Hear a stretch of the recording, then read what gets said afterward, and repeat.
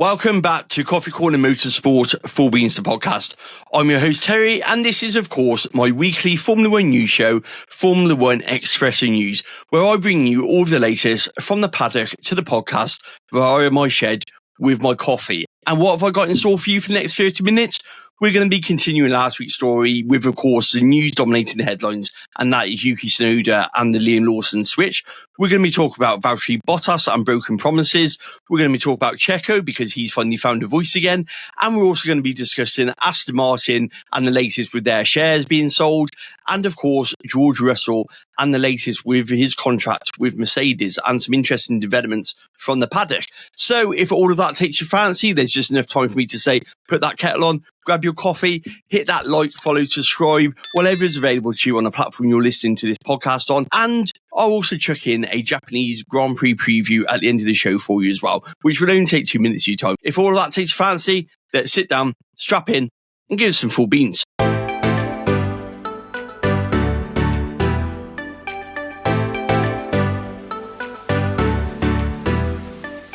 Right, let's talk Yuki Tsunoda. Now, we covered this last week, and it's really hard not to cover it this week because that has dominated the Formula One landscape, as you can imagine. We had that confirmation when last week's podcast came out, and that's just, of course, snowballed into the Japan paddock, as we fully expected it to be. We've now heard from the main people involved. We've heard from Yuki, we've heard from Liam, we've heard from Max, we've heard from Christian.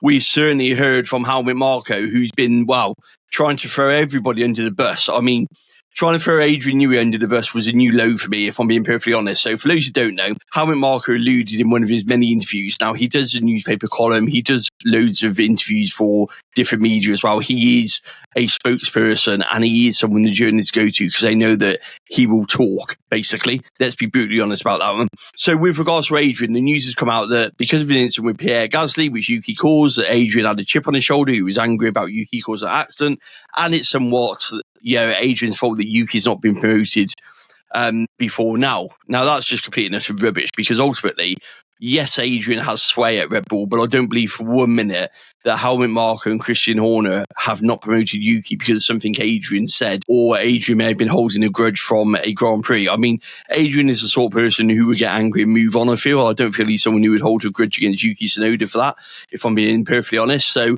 I'm not sure where this is going. I feel it's a bit of a deflection tactic from 𝐵𝐿𝐼 in terms of the failed Red Bull racing driver program, because ultimately this is what 𝐵𝐿𝐼 does. His role in Red Bull is to bring the drivers through, is to look after the drivers, decide driver lineup, promote drivers, demote drivers.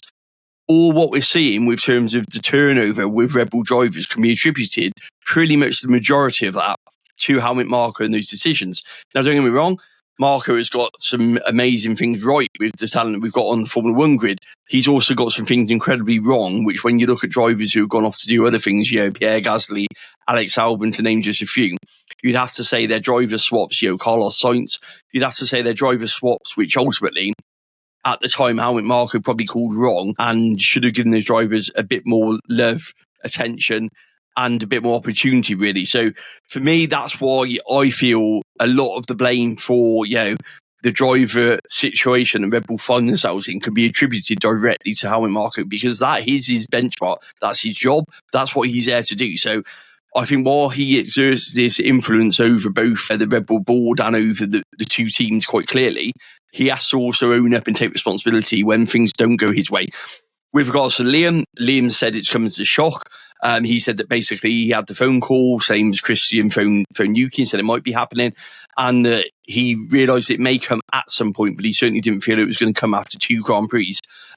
He's obviously now talking a lot about the future and about obviously feeling back at home with 𝐔𝐘𝐒 Racing Bulls, and how he's now looking at still in Formula One, developing himself for the future, and kind of putting the disappointment behind him. It's the line you'd expect him to take.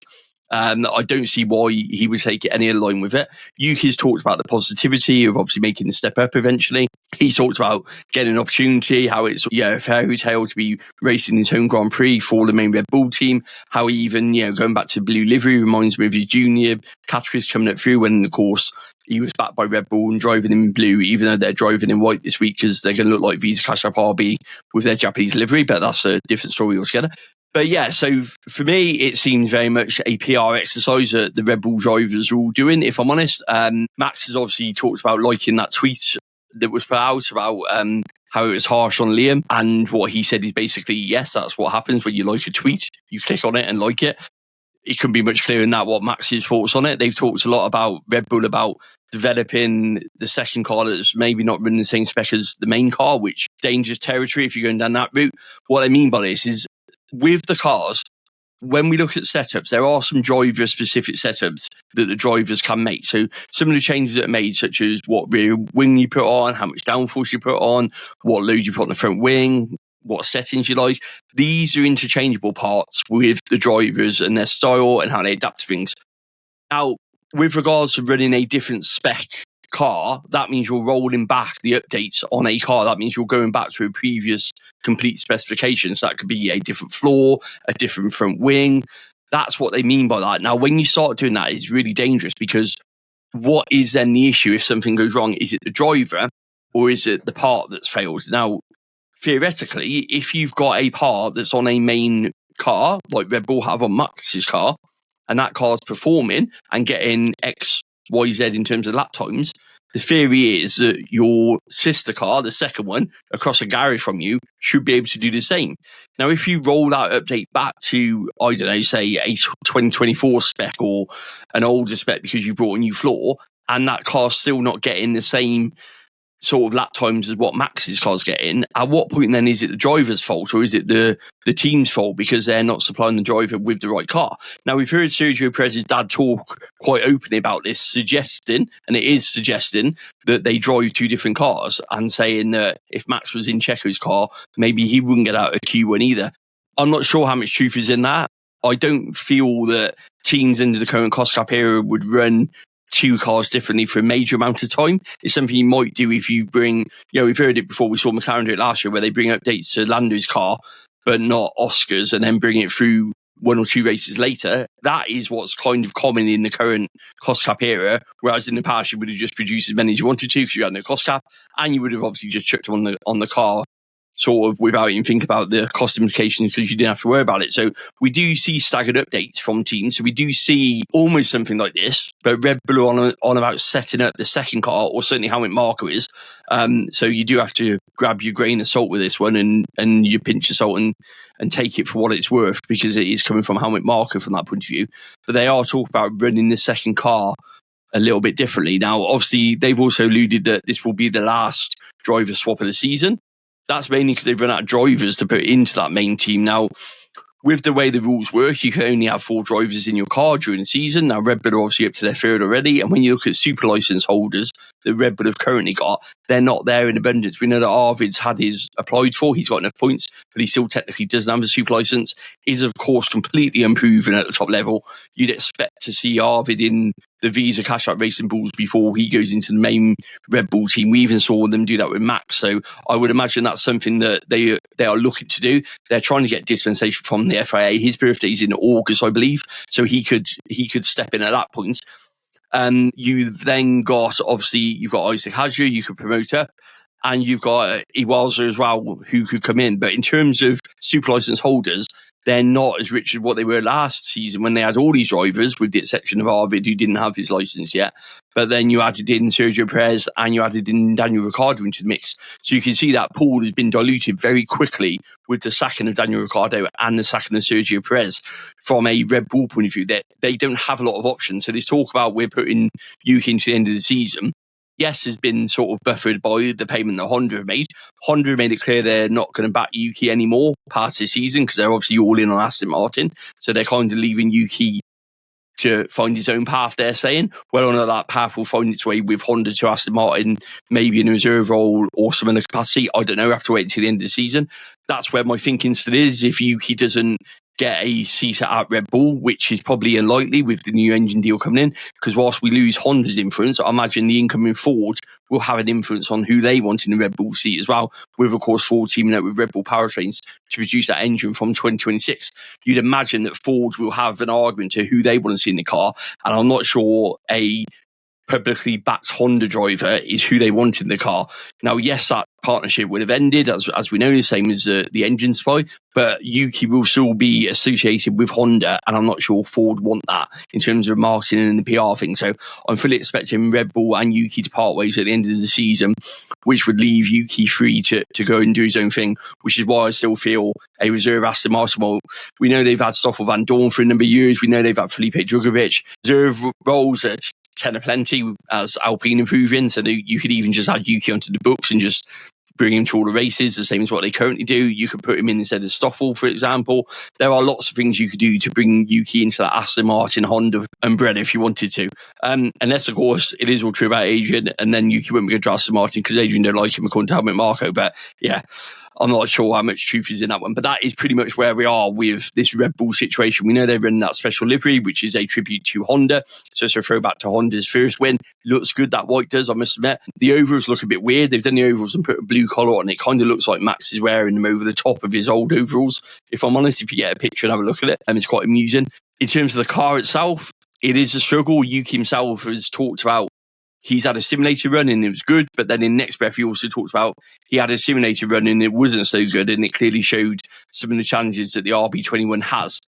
So for me, yeah, the jury's going to be out. I hope Yuki does well. I also hope that Liam goes and does well. I really want to see Liam get in the mix, start getting some points on the board, start showing what he can do, build that confidence up. I really want to see that. I want to see Liam kind of, get to grips with the track he knows in a car that's easier to drive and kind of go all in and start getting points on that. That, for me, would be the ice on the cake. I mean, could you imagine the scenes if Liam Lawson actually manages to out-qualify Yuki Tsunoda? That would be bonkers, wouldn't it? So it remains to be seen on that one. There we go. Dangers of filming in the shed. We had to stop for that wasp. Pretty sure he's gone now, but if I have to stop and run away again, then you'll know why. Not a big fan of him. But anyway, Yuki Tsunoda with Red Bull is, of course, going to be the talk of the paddock this weekend. And like I said, I would love to see Liam out qualify Yuki, and not because I wish anything negatively on Yuki. I just want Liam to go out there and prove that Red Bull have made a mistake and that this RB21 is actually as difficult as what I think it is to drive.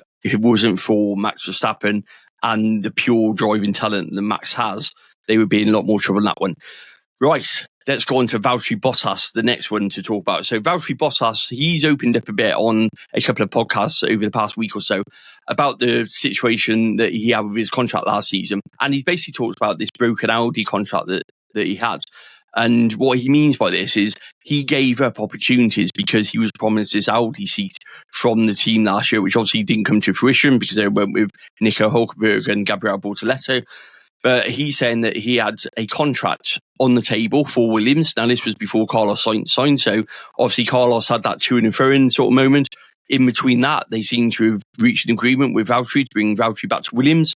He didn't sign it because Audi had said that they had the contract for him on the table and that he was going to go there. He also talked about how he spoke to Haas, but gave it up for the same reason that he would have been promised his Audi seat and didn't get that. So it seems like Valtteri has become a victim of the false sort of promises that have been made to him by whoever was in charge at the time with Audi. We know there's been lots of changes with Andrea Seidel going as well, so a new management in Binotto coming in. So we know there's been changes in terms of the ownership and the running of Audi. We know they've obviously increased their shareholding, so they now own the team completely. That maybe had a change in direction to the driver lineup, to what was proposed of Valtteri. But either way, he's clearly missed out. Now, Valtteri is confident that he's in the running for the Cadillac seat next year.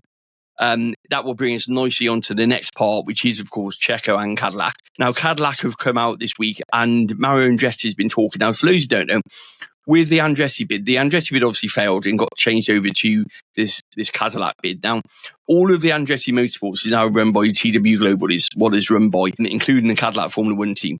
Now, they are the overarching investors in it, and they're a running team, and then the others are basically lending names and branding to this group, in essence. So they are running Andretti Global since Michael stepped away. He made that announcement last year, which obviously coincided with everything. So not just Formula One, we're talking the Formula E, we're talking IndyCar, all of these moves. Now, Mario was appointed to the Cadillac board with the basis of keeping an Andretti on board. Too many on boards on that one, but you get me drift on that one.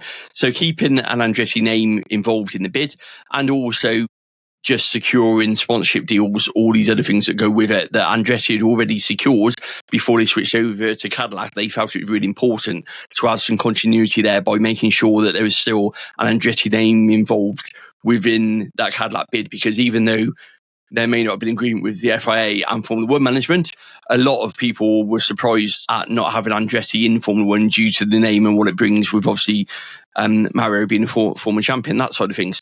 Now, they've talked about this second seat. So the first seat is expected to go to an American driver. Colton Herta looks like he's leading the way on that one, unless something massively changes that we don't know about. But that's where the smart money is if you're going to the bookies to place a bet. Now, with regards to the second seat, they've talked about wanting a second experienced driver for that seat. Now, by experience, they mean an experienced Formula One driver, not an experienced driver as such. This is where Bottas and Checo now come into the frame. Now, Bottas comes into that frame because of what he knows, who he works with. And of course, he's got a year with Mercedes coming into play, on the back of 2025, where he's spending the year as a reserve driver. Now, Checo comes into play because of the money he brings, basically. So we know that, Carlos Slim has come out and openly said over the past week or so that he's still backing Checo, he's still bankrolling him, basically. That means that whoever takes Checo on will have upwards of about 20 million, 30 million in terms of sponsorship money, which would always help, especially if you're a new team coming into Formula One and you might not be able to command the sort of sponsorship levels that some of the bigger teams can command. It will help mitigate that cost cap expenditure that you're going to have. Now, with regards to Checo, he's come out this week. So, like I said on the top of the show, on the intro, Checo now feels like he's found his voice. It makes me think that his Red Bull sort of gag is over, because he's talking a lot more openly and honest, doing a lot more interviews. We're seeing some commercial activity. He talked about this 6-month thing, which it kind of is a bit early because we're only in April, but it's kind of 4 months, if that makes sense. Now, it could be 6 months from when he agreed, and he already knew he's going before the end of last season. That wouldn't surprise me. But either way, Checo is now talking more to the press. He's giving more interviews. He's come out personally this week and backed Yuki. He's come out and said that he spoke to a few teams last year, that he's even spoken to people like 𝐵𝐿𝐼 about coming back. So we know that Checo is actively putting himself into that driver market that Valtteri is also putting himself into. We also know that Zhou's into that frame as well, with obviously the Ferrari tyre, but we know that Checo's got some Ferrari links in there as well. So it's all to play for, really. I think Cadillac have got a rich sort of driver pool to choose from in terms of that second driver who they want best to fit what they're doing. Both options are good for me, but Valtteri and of course Checo. Checo brings money, Valtteri brings experience. Both are equally able to win races if you're in that position. I said about this on the podcast and also on a couple of my lives before now. Cadillac aren't expecting to come in to win races, but if Cadillac come into Formula One and suddenly find themselves in a position to be able to capitalise on the situation and win a race, having people like Checo and Bottas on your driver lineup will help you do that. They can win those races. Reminds me, Damon Hill at Jordan, those sorts of moves where actually you've got a really experienced driver who can take advantage of the situation, like Damon did in Belgium. We saw when Damon was with Arrows in Hungary as well. So drivers like that who are capable of doing what they need to do to get a win because they've experienced winning. Whereas someone who's new to the sport maybe will buckle under that pressure, if you get me drift on that one. So that's why I think those come into the frame. I'm not sure Zhou brings that experience, but he does bring with him the commercial backing, obviously, that comes with being a Chinese driver. And he also brings a commercial backing potentially of Ferrari, who will, of course, be supplying Cadillac engines. So there are some politics at play in terms of bringing Zhou in that may suit him and work him up in the order, as opposed to Valtteri and Checo. At the moment, I think those three are pretty safe bets in there, unless the driver is displaced, which we'll come on to at the end with George Russell. But unless the driver is displaced and causes an upset in terms of the driver market, we're expecting next to be a shift to come after 2026. So kind of this season, next season aren't as bad as what they were. But after sort of summer next year, summer 2025, going into the end of summer 2026, going into the end of 2026 season, is going to be a free-for-all again. A lot of drivers out of contract. Yeah, McLaren have moved a lot of theirs down. We know a lot of drivers are on options to extend, but maybe not extend. So I think this time next year, we're going to be seeing a lot of talk about driver moves, especially if we start seeing engine-dominated regulations, which is what some people are talking about. That might also make some drivers look at where they're going as well. That's where we're at, basically, with that second seat in Cadillac. Checo is firmly back in the frame, back talking to the press. Valtteri wants to go in it and Joe wants to go in it as well. But yeah, let me know your thoughts on that one in the comments. Who do you think is going to get those Cadillac seats? Because ultimately, they're two prime seats coming into Formula One with a lot of backing in terms of financial backing behind being a works motor eventually, which GM obviously will be by the end of the sort of engine regulations.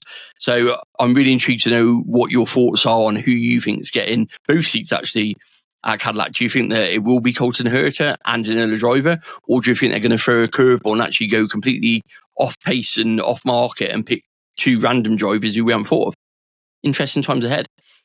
Aston Martin in their future, following their share sales from the road car business and the Formula One team. The way Aston Martin have set this up, so Aston Martin has set up as two separate entities. You've got the Formula One team and you've got the road car business. They're set up as two separate businesses. They're run separately, but there is a crossover, and that is who controls the shares. Now, Aston Martin Formula One team has shares in them that are controlled by Aston Martin road car side of the business. Now, this is all to do with tax, money, shareholding, moving stuff about. That's what all this is about. They all belong to Lawrence, ultimately. They're all part of Lawrence Stroll, whether it be through the U3 consortium, him personally, through intermediaries, whichever way you look at it. They're all linked together, so Lawrence Stroll can get an ownership of both of them and have any controlling stake in both of them is what I was trying to say with that one before my mind went completely blank. Now, Aston Martin road car are running into a spot of bothers. They've got some interesting projects coming out. We know they've got the new car launches. Obviously, Adrian's now on board. There's talk he's going to design some road cars. New Bond films are on the horizon, which will normally invariably involve an Aston Martin because of the type they've got there. Just been given a Royal Seal by King Charles. So there's some positivity around Aston Martin. However, in terms of the bottom line balance sheet, they're still struggling. Now, the best way to do that is to inject cash into it. And as we saw this, what happened? So Lawrence has put the stake in Aston Martin up. This will free up a load of money. That money will then be pumped into the road car side of the business. And we saw the share prices jump up on the back of this sort of announcement that he made this week. Now, he taught that even though Aston Martin won't technically have an ownership in the Formula One team, they will retain the name, the rights, everything else, because of course, like I said, they all belong to Lawrence. So this does feel like it's a money move to just move money around. It feels like all they're doing is moving it from A to B to get it into a place where actually you don't need to sort of worry about it. Now, the only time that would become a problem is if the road car business was sold, because then you'd imagine the Formula One team would be charged Aston Martin for the name potentially, or likewise the other way around. You'd then say the road car business would go to the Formula One team and say, well, yeah, we want some money if you want to continue to use the Aston Martin brand if they got split off. But at the moment, it's business as usual. We know that Aramco want in to Formula One. We know they've tried to buy Formula One as a whole, as in we're talking from Liberty Media, and that bid failed, obviously. There was some feelers put out a couple of years back. And yeah, Liberty Media know they're onto a good thing and they don't want to sell at this precise moment in time. Now, that's left Aramco sort of sponsoring Formula One. It's left them sponsoring Aston Martin. It's led them into buying shares up in Aston Martin. So we know that Aramco, if given the opportunity, would buy the Formula One team ultimately and have one under their control. That's what they'd like to do. So there's no shortage of a team that's worth £1.4 billion, according to Forbes, in terms of the Formula One team. So Lawrence is separated in two. It also makes sense, as I said in a video earlier this week, if you've got some problems with your road car business, having it tied into your Formula One business isn't ideal if you have to pay money back, or indeed if you have to declare bankruptcy or anything like that. They potentially might see that as assets that you own, and you'll get less than market price, or even worse, it affects the Formula One business side of things, which is very healthy, as we know, due to the cost cap. So I do feel this is purely a money move. They said it's not going to affect them. At the moment, I don't think it is. But it is one to keep your eye on that could potentially affect them in the future if something happens with the road car business. But I mean, the road car business got loads of investors, U3, Chinese investors, Mercedes are involved in it because they supply the engines to that side. So there is massive crossover anyway in terms of who owns Aston Martin road car business. So whilst I don't think it's an issue yet, I think it's one of those ones it's worth keeping an eye on to see if it develops anywhere and goes anywhere in the future, because it could potentially do so. But at the moment, I'm not worried about it. Like I say, Lawrence retains control over both companies and he retains control over the Aston Martin brand. So it will be business as usual. Obviously, they're waiting for Adrian Newey's impact in 2026. A lot of talk about this $1 billion bid for Max. This could also be a way of freeing up money for that as well. Ultimately, you've got to fund that $1 billion bid for Max. If you're going to make that bid, we know that Max is unhappy. We know that Max is looking elsewhere. This could be Lawrence liquidating assets so that he can afford to put in that sort of bid for Max. So all of this might even be linked to that one. So I am really keen to see where this one goes. But like I say, in terms of the branding, the name, the wings, the British Racing Green, for the foreseeable future, he's not going anywhere yet. He spent too much money on this, Lawrence has, for it to go anywhere. He's got that new factory, finally got it to a point where it's a recognisable brand. They're doing some great engagement with fans. They're building that brand. And like I say, when it's worth 1.4 billion, he would have had the opportunity to sell it before now and hasn't. So I don't think that the ownership of Aston Martin at the moment is going to change hands anytime soon. Which brings us nicely onto the final one, which is, of course, George Russell and his contracts. A lot of talk in the media about George Russell and his contracts. Now, he was seen having a dinner date with 𝐓𝐇𝐈𝐒 Briatore last week in the paddock. If you don't want to be photographed, then you don't sort of have dinner with somebody in the paddock. So it's clearly a deliberate ploy. Now, we know that there's connections between Toto and Flavio. That will naturally probably transcend down to George as well. Is this George's camp making a statement to Mercedes of, look, there are other people involved in me. You're not my be-all and end-all. We know that George would like a contract. I know he's came out today in the preview for the Japanese Grand Prix in the press conference saying that he's not worried about it, that he's perfectly fine. He won't be. He's out of contract at the end of this year. He's going to be looking over his shoulder. He's going to be wondering what Max is doing. He's going to feel insecure. If George leaves Mercedes, there's not a lot of options out there in terms of top teams for George Russell. I don't think he will leave Mercedes. I think the only way he goes is if Max becomes available. But I've also alluded to this many a time on here and on many a live. I think that Max is like Lewis. They are generational talents, and that when they become available, you move heaven and earth to get them. And I firmly believe that Toto would. I think that in terms of who he wants for the future, I think that he would favour a Kimi and a Max lineup. He wouldn't need the experienced driver if he was bringing Max in, obviously, because Max brings with him 4 World Championships and a heap of experience. So that would allow Kimi to develop, also potentially allow Kimi to learn off the best on the grid currently, which is what Max is. So that would allow Kimi to learn directly from Max, which would be amazing for Mercedes. And of course, for Kimi's development for the future as well. It would give Toto a marketing dream partnership. He would still have a Mercedes junior driver in Kimi, and then he would have obviously the power and the law of Max Verstappen in that car, which would be amazing from a marketing point of view and go somewhat to mitigating the loss of Lewis, which we've seen Puma posting record profits since Lewis joined. So whilst many people maybe talk about Lewis's on-track decline, off-track his value is just as high as ever, and Ferrari and their sponsors are certainly cashing in on that move of Lewis Hamilton to Ferrari, and I'm sure that's probably hurted Mercedes on the other side of the coin as well. So they would be looking at an opportunity to recoup some of that, and obviously signing Max Verstappen would not only be a sporting statement, but a sponsorship statement as well for the team. So George is coming out saying that they're in no rush, there's options available, it'll be fine. Normally when they take a contract, it only takes 24 hours to sort that contract out from when he speaks to Toto to get lawyers involved, etc., etc. Mercedes don't tend, as we said on here many times before, Mercedes don't tend to do contract negotiations during the season. They tend to wait until the end of the year. That allows Toto to kind of hide behind it at the moment to see what Max is doing, see what options are available to him, to see how George performs. I mean, George has had a great start to the season, don't get me wrong. He's had a really solid, better than we expected start to the season. How many podcasts can you do on Formula One where you're attacked by a wasp while you're recording? So apologies for that. He's now gone. I've shut him out. Anyway, back to the Formula One. George Russell and his contract. Hold on, God, Jimmy Coffee. Wow. His podcast has everything, doesn't it? They are lack of editing, professional setup in a shed, attacked by a wasp. Talk about Formula One. What more could you want from a podcast? Make sure you hit that like and follow for more of this. Wow. Completely lost my chain of thought whilst fearing for my life. Certainly not a fan of wasps. However, no wasps were hurt during the filming of this podcast. He's flown off. He's not been disposed of, so he's gone his merry way, and I'm going to go my merry way away from him. George Russell contract, meeting with 𝐓𝐶lavio Briatore then. I think this is George's camp just putting sort of a statement out there that people are interested in George if Mercedes don't want to take the option up. I think they want to try and force that contract offer from Mercedes. They want him secure. That makes perfect sense from a driver point of view. It also makes sense for Mercedes to sit and wait and see what's going on with Max as well. So I'm not too sure where George is going to get with this one. But I do feel that it's a case of if Max doesn't become available, they will keep with George going into 2026 anyway.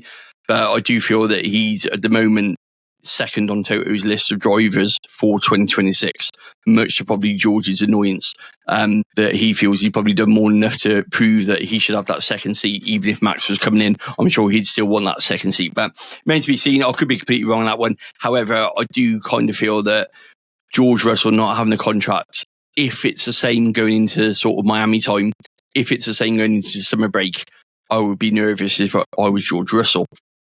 And that is pretty much everything I've got for this week. There is time for a quick 2-minute Japanese preview. So here is your Japanese Grand Prix preview on what's coming up for this weekend's Grand Prix, including all the information about safety car, probability, pit stop times, weather as we know it currently. Now that could change. And also what strategy is the best winning strategy to go around. And of course, all that information such as track distance, circuit length, and everything else. So here's your Japanese preview. It's that time of the week again. Here is your preview to this weekend's Japanese Grand Prix. The first Grand Prix was held all the way back in 1987. The Suzuka track has a track length of 5.807 kilometres, race distance of 307.47 kilometres, 53 laps, 18 corners, and just the one DRS zone located between turn 18 and turn 1. This is also a high overtake opportunity, and last year throughout the race we saw a total of 65 overtakes take place. A pit stop here will cost you around 23 seconds, and as for tyres, Pirelli have brought with them the hardest they've got available, the C1, the C2 and the C3 compound tyres, with the winning tyre strategy in 2024 from Red Bull and Max Verstappen seeing a 2-stop race with a medium and a final stint on the hard tyres being the winning strategy. Last year we saw one safety car called into action, and the probability of seeing another one this year is currently sat at 70% chance. And as for that all-important weather, it's currently reading as follows. The forecast for Friday and Saturday has little to no cloud cover, with temperatures hovering at around 16 degrees Celsius. It's set to be overcast on Sunday, however, with temperatures rising slightly to 18 degrees, and currently there is a 50% chance of rain forecast for Sunday. However, as always, that forecast is subject to change, and we know it's Japan and anything can happen with regards to the weather, because we've even had typhoons cancel the Grand Prix and the running order previously around here, so don't be surprised to see that change at all before the weekend. Other points to notice for this year, pretty much all of the first sector from turn 1 all the way through to turn 8, that's been completely resurfaced, which does include, of course, all of those tricky S's part of the track, where cars will barrel through a rapid series of direction changes, and it is a key area for finding lap times, so understanding that new surface quickly will help the teams a lot throughout the course of the weekend. Right, so that is it for this week. A huge thank you from me. I just want to say a massive thank you. Now, I received an email this week saying that this podcast is, if you search F1 events on Apple sort of playlists in terms of Apple Podcasts, and you click shows, this podcast is up there above Sky Sports. Now, I'm not sure what F1 events means. I mean, I would probably have preferred F1 or F1 News maybe, but we'll take it. It was completely out of the blue. And the podcast, since we've been to a weekly show, has been enjoying some huge success. So a massive thank you to everyone who's tuned in. I really enjoy doing a weekly podcast. It does feel sometimes that you're kind of repeating the news a bit. So I'd appreciate some feedback on if you still think it's valid doing it for a week, or whether 2 weeks is enough, or what it is. At the moment, I want to keep it to a week. I quite like it. There's enough news going on, I feel, in the Formula One world to keep to a weekly show. And I quite like the fact it's a quick segment of news, 30-minute roundup, rather than a big long podcast. So yeah, so for me, it's a huge thank you. I've never really looked at rankings and stuff like that. I look at the performance of the podcast purely because it comes up on a graph when I load up a podcast. But I always look at it as if it reaches one person and one person's listening, then I'm over the moon at that. So the fact that so many are genuinely blows me away. In terms of what you can expect from me, obviously Tech Corner will be back this week over on Fanam. With the updates from Japan. I'm not sure how many are coming. I think a lot of teams are going to be saving them for Bahrain. We'll wait and see what teams bring what for Japan. I don't think it's going to be a huge amount. Famous last words, I'll probably get loads now. Then obviously Fantasy Formula will be back in terms of Fanamp with Adam and Zach. Now, we're live an hour before qualifying on Saturday. We've also done a TikTok live stream last week on Fantasy Formula. We're trying to bring Fantasy Formula to as many people as we can. So we've locked in that hour before the sort of qualifying stream that we always do, which is live on YouTube over on Fanamp. Give that one a shameless plug. But then likewise, what we've done is we've also tried to delve into the TikTok lives and that side of things to see if there's a way we can get a new audience. There's a lot more people playing fancy Formula One now this year, a lot more people involved in it. It's still early doors. If you haven't been involved or got involved yet and you want to, please download the app. It's just a normal Formula One app. Click fancy in the corner and you can get going on that one.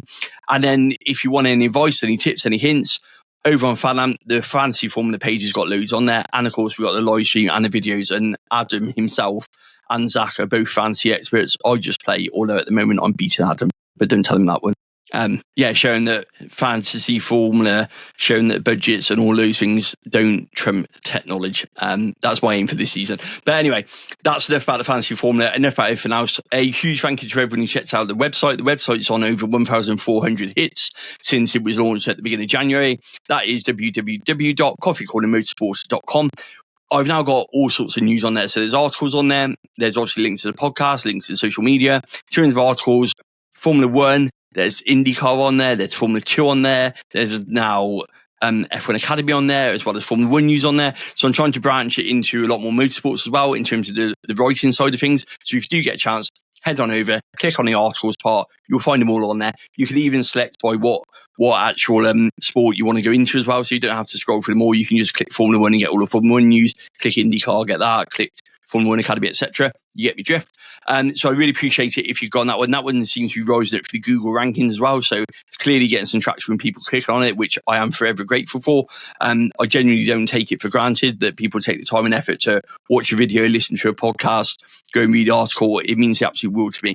And I thoroughly enjoy doing it. And in terms of Dad and I, we're obviously off to some watch parties. We've got watch parties coming up. We're obviously going back to the Hilton Hotel at Silverstone for the Miami watch party. Tickets are available for that one still, so shameless plug for that one. Not on any commission, so knock yourselves out, but you can go over there. You can get a room as well, booked at a discount.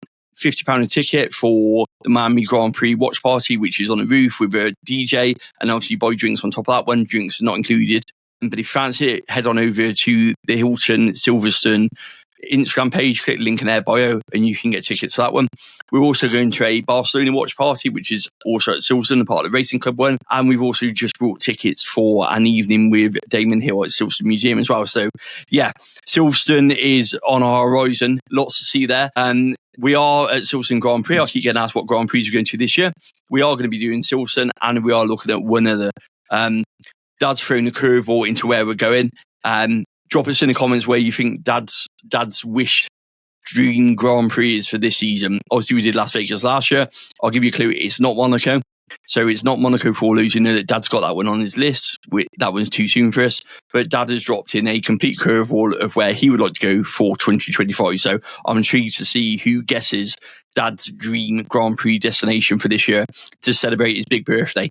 I'll give you a clue. It wasn't expected. It kind of took me by shock. But yeah. Who knows? We did it last year when we managed to get to Vegas. I like it when he sets me a challenge. You're getting there, so we'll see if we get there. But anyway, enough from me. Shameless plug. Don't forget, like, follow, subscribe, whatever's available to you on the platform you're listening to. Have a great week. Enjoy the Japanese Grand Prix, and I will be back next week with Formula One Espresso News, brought to you, of course, by me, Terry, from my shed, hopefully without the wasp this time, from Coffee Corner Motorsport. Full beans, the Formula One show. Have a great week.